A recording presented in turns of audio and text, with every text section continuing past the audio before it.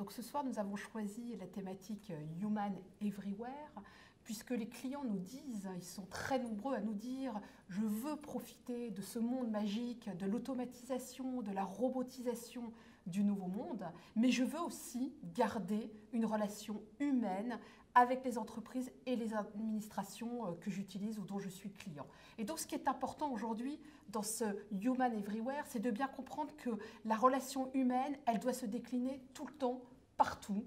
Il va falloir réinventer les codes de l'humain dans la relation digitale. Il va falloir prolonger en permanence cette relation humaine partout pour tous les clients. Alors Eric, est-ce que tu peux nous dire ce que l'on conseille à nos entreprises pour améliorer, continuer de performer dans le domaine de la relation client?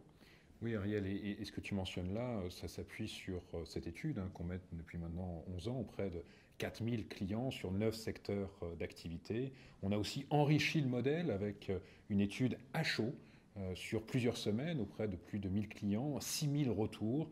Et finalement, les enseignements qu'on tire ensemble, TNS Sofres et Bearing Point, on pourrait les résumer au travers de 4 leviers. Le premier, c'est traiter le client de bout en bout, du lever au réveil jusqu'au bout de la nuit, si je peux m'exprimer ainsi. Le deuxième, c'est investissez, mais pas tout seul, avec vos clients, vos collaborateurs, et ils le réclament aujourd'hui, et ça ressort de façon très nette dans l'étude, cette dimension de co-création. La troisième dimension, c'est le fait de réagir. Réagissez en temps réel.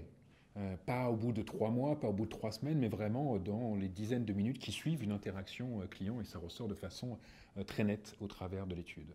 Et enfin, et je terminerai par ce levier auquel on croit beaucoup tous les deux, c'est vraiment le fait d'investir, bien évidemment, dans l'intelligence artificielle, mais aussi et peut-être surtout dans la culture client, parce que c'est ça, Ariel, qui, au final, fait la différence et permet aux lauréats de se dégager encore une fois cette année.